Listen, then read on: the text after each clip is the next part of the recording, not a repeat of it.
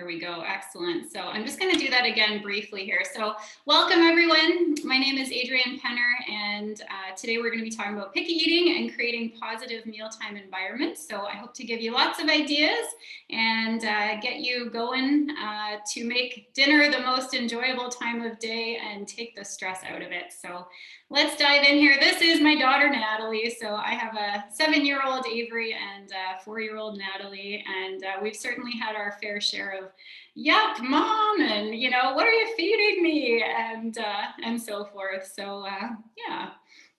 Okay. So we talked a little bit about our opening question there.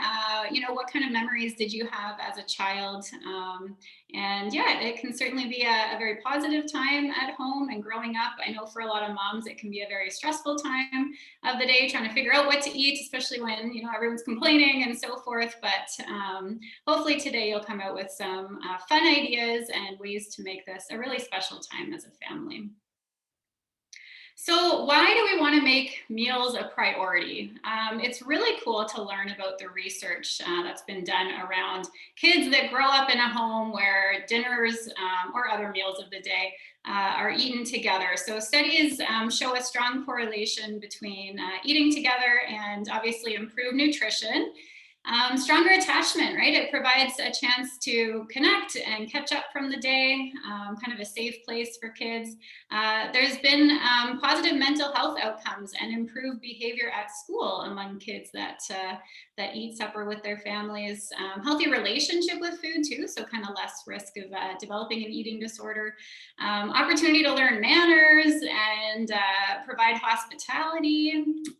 Kids are generally exposed to a wider variety of foods, and this can set them up to enjoy cooking and hosting and so forth for life, as the things that we teach them now they'll take with us. So it's a great opportunity to take with them. So first thing that I often like to do when I sit down with families is kind of assess the situation. So what's going well?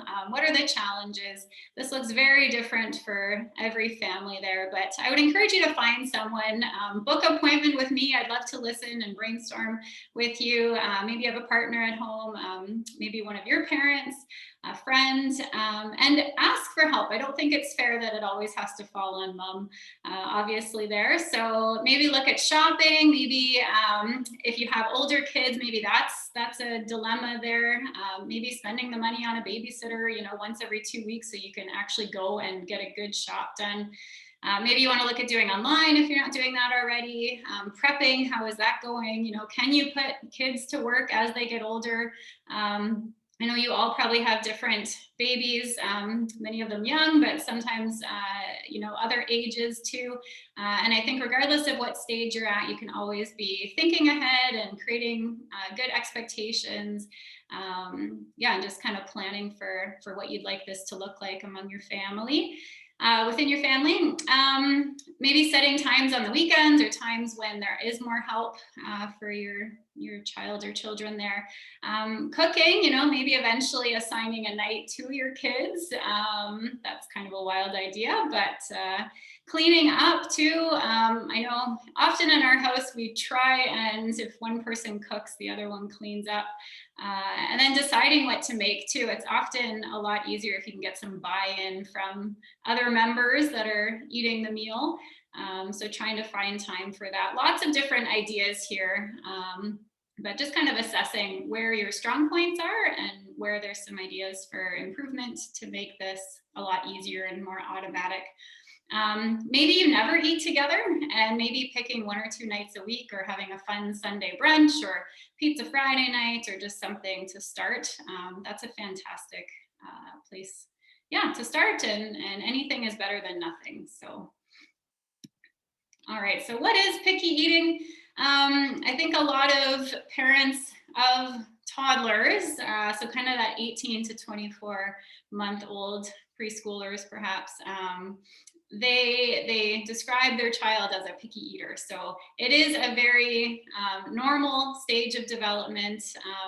You can imagine, I don't know if you've ever traveled or been to someone's house and been served something completely foreign, and you're in wherever it is, downtown somewhere in Chinatown. I think of that as my personal experience. I'm like, I don't know what all this meat is hanging from the ceilings. And it was just foreign to me. And I'm not sure if it's safe. I don't know if and that's kind of how a child often experiences different meals that we make.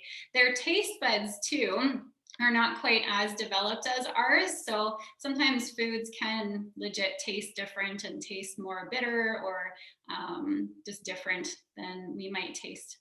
So yeah, picky eating is obviously when a child refuses to eat certain foods. A food jag is when a child wants to eat the same thing over and over again. So it is very normal. So they just want chicken nuggets and fries, or they want grilled cheese every day for lunch. Continue to offer a variety of foods at each meal. So you might offer some carrot sticks or an apple, with maybe the Kraft dinner or grilled cheese.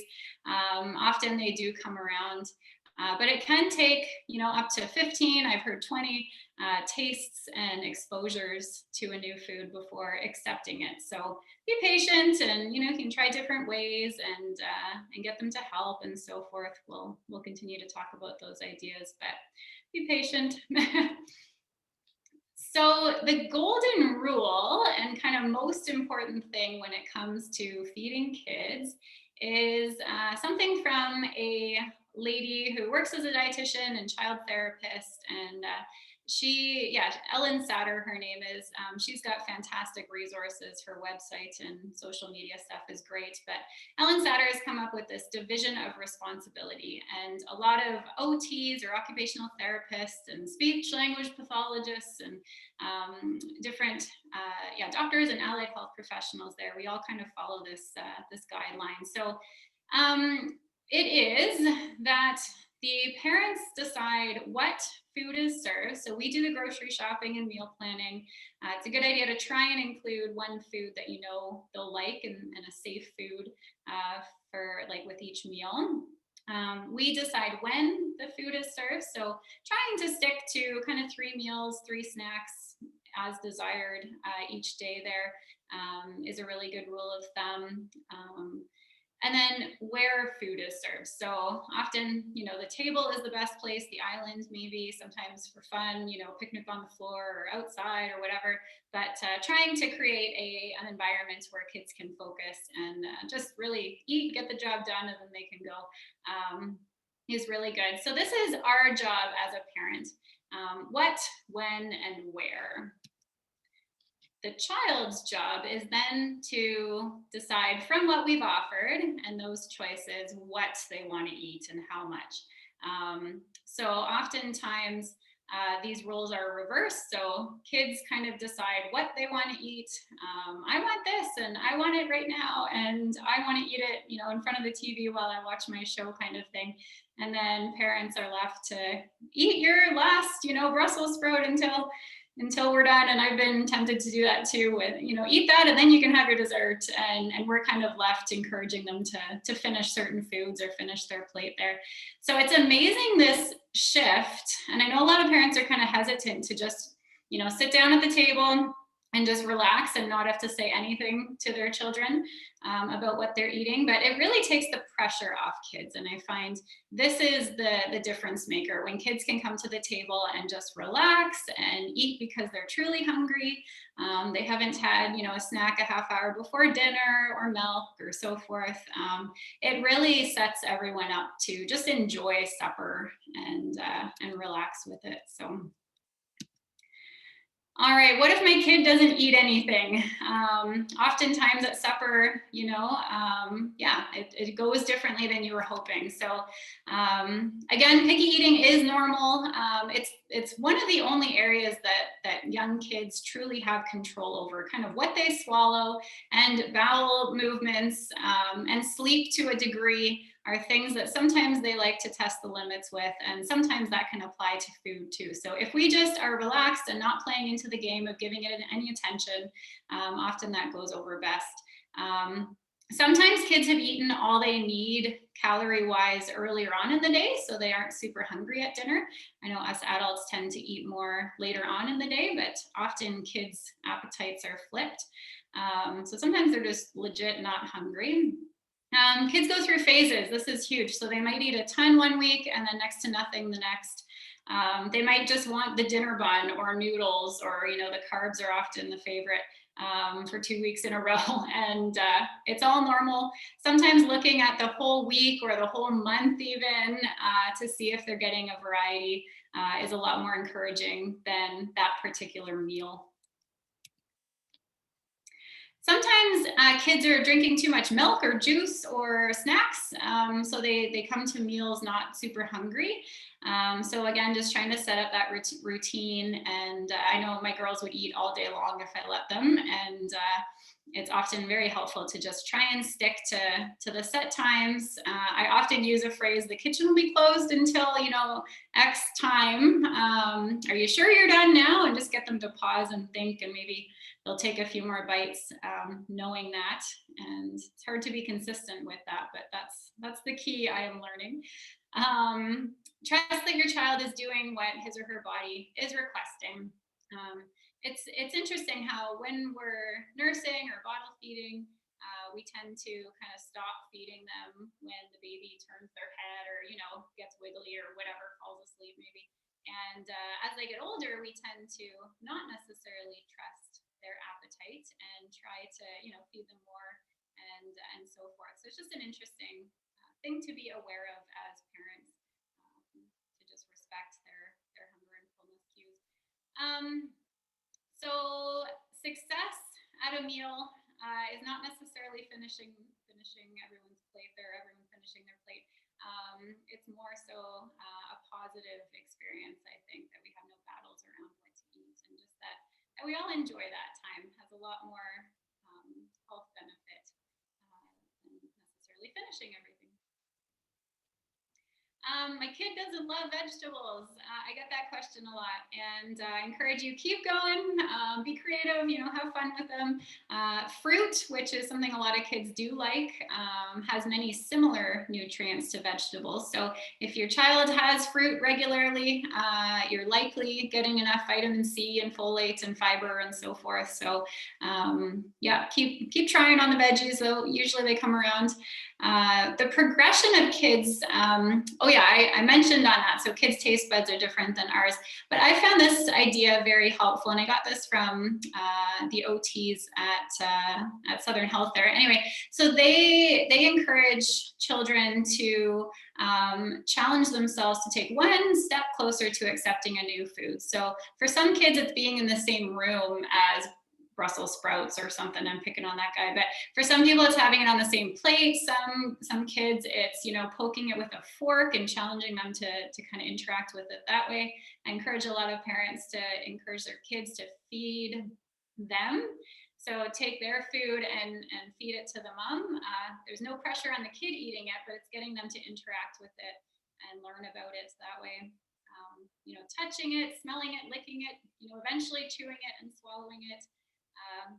Sometimes having a spit up plate or napkin or opportunity for them to politely spit it out if they change their mind is helpful. So sometimes asking too, how can I make this food easier to eat? Sometimes you'd be surprised at what they come up with. Would you like to serve yourself? Sometimes just encouraging them, hey, why don't you eat around the circle? So like take a little bite of everything. I know this infringes on the pressuring, but sometimes it's just a fun idea.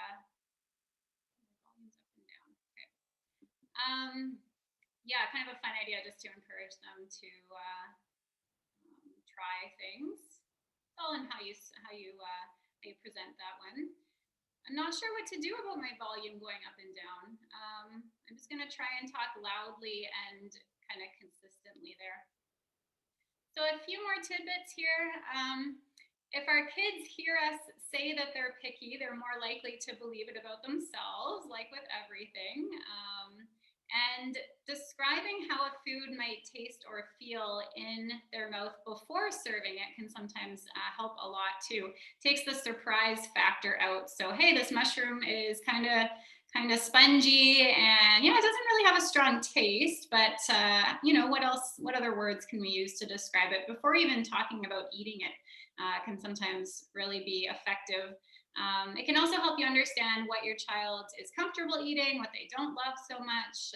We talk about being considerate to their preferences, but not catering too much. So teaching them and being excited about how things grow, are transported to our stores. You might garden, kind of what certain foods do in our bodies. If we're excited about healthy foods, they'll pick it up. And we want to try and teach kids to use food mostly to satisfy hunger.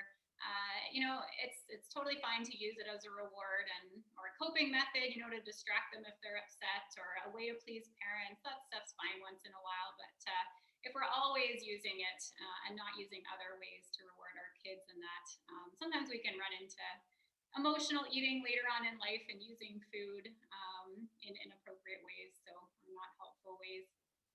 So trying to feed our kids when they're truly hungry. Okay, so a few ideas on meal planning. So serving deconstructed meals can be good, where everybody can kind of take what they want.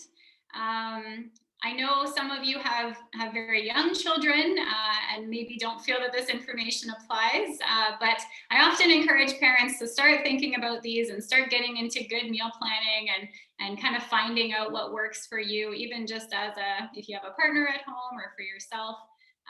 Now's the time. It's never too early. Renovating your environment, so we tend to eat what's in front of us. If we've got a lot of processed food in that at home, then maybe considering adding a few frozen veggies or fruit and so forth, and improving the food that's at home.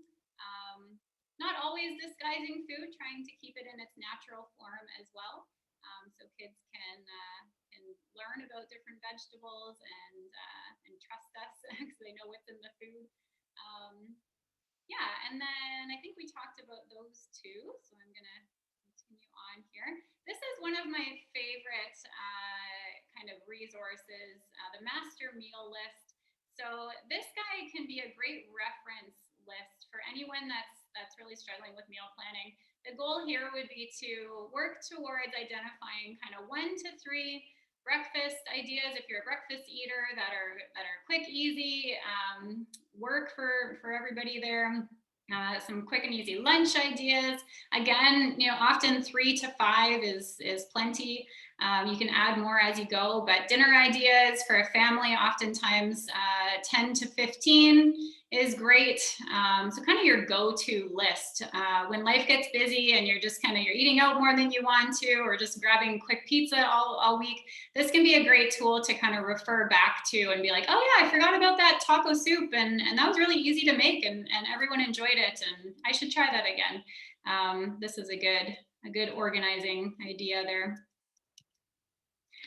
Getting your kids involved. So research has shown that children are more likely to try a new food if they're included in the process, right? Easy way to get some buy-in, and they're just a bit more familiar and comfortable with what they're eating.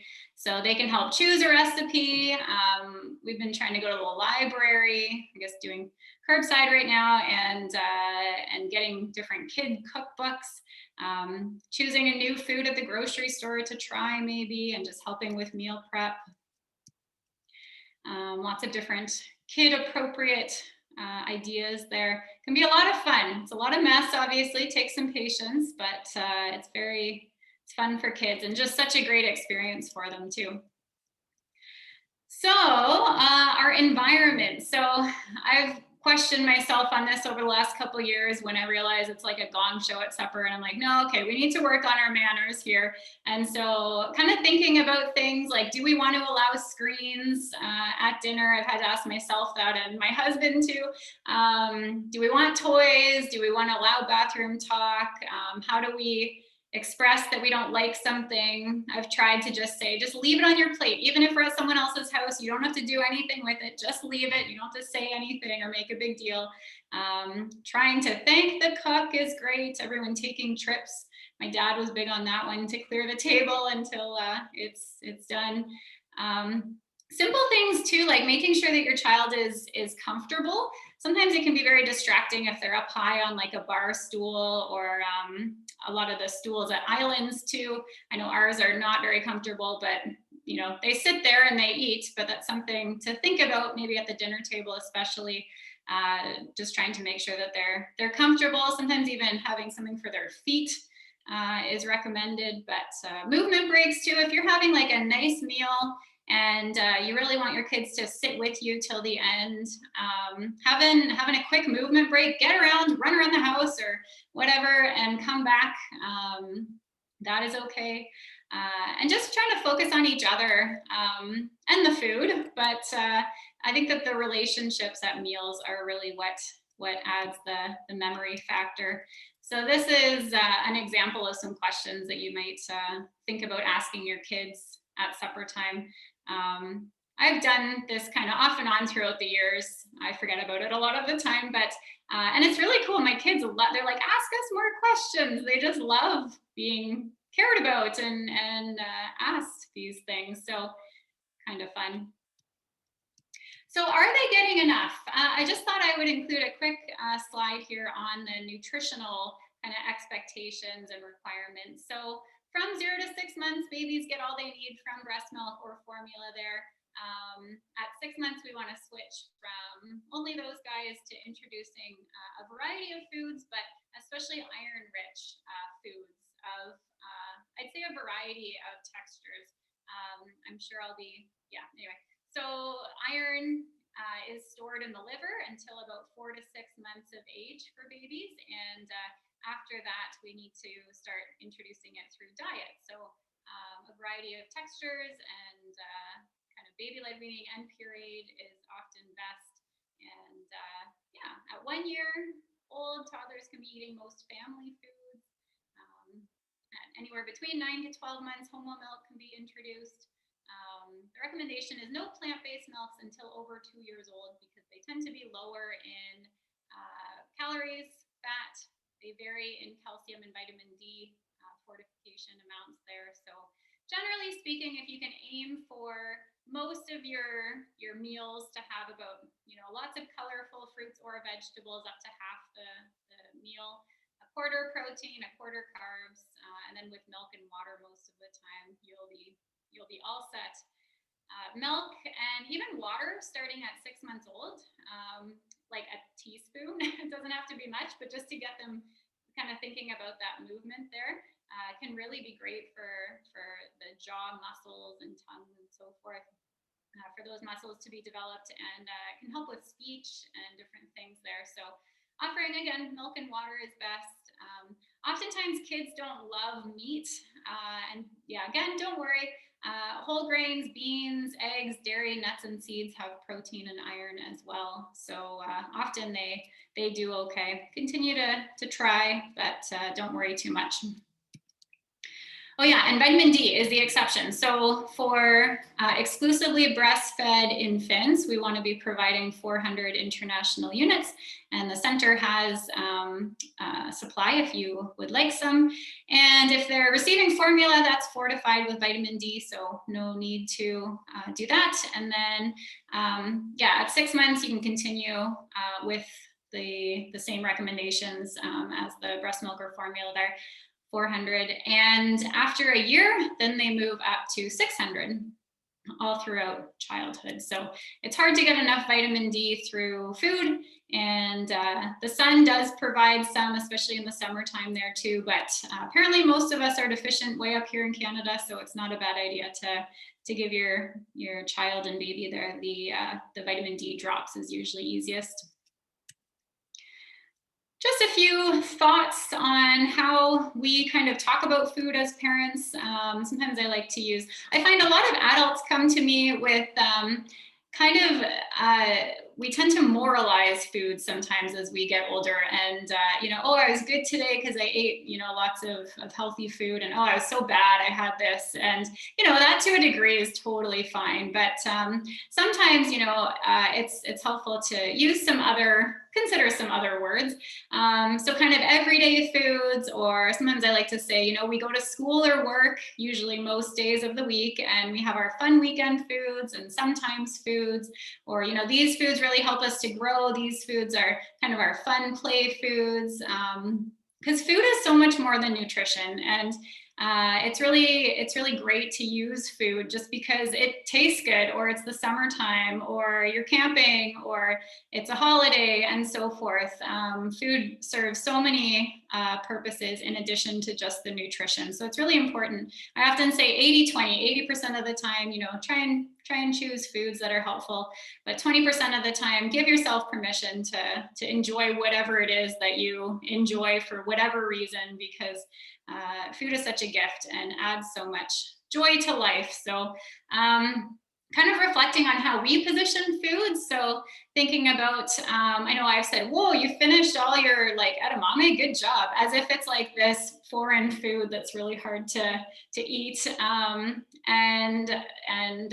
Yeah, I think if we get excited about healthy food in the same way that we do ice cream, I wouldn't be surprised if our kids get excited about healthy foods as well. So focusing on the positives of healthy foods rather than the negatives of kind of junk food is helpful too. So yeah, kind of seeing that all foods can fit.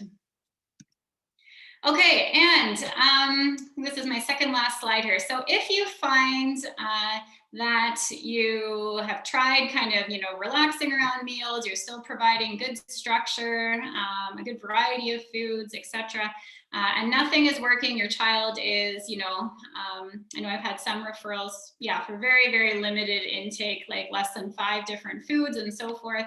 There can certainly be, cases of picky eating that do need to be looked at. So sometimes there's an underlying issue like a tongue tie or tonsil issues there. Sensory is a big one too. So some kids have increased or decreased senses. So that can really impact the ability to take on and try new foods there. Low iron can cause reduced appetite there. So that can not help replenish those iron stores and be cyclical. Sometimes there's relationship and just dynamics going on within the family too, where food is tied in. So sometimes there are, other things going on, but generally speaking, a lot of picky eating is very normal. And I hope I've given you a few ideas on how to make the most. It's a work in progress, I tell you. I certainly have not mastered these ideas. They're good reminders. And again, you find out what works for your family and leave it at that. So I am going to wrap this up here, and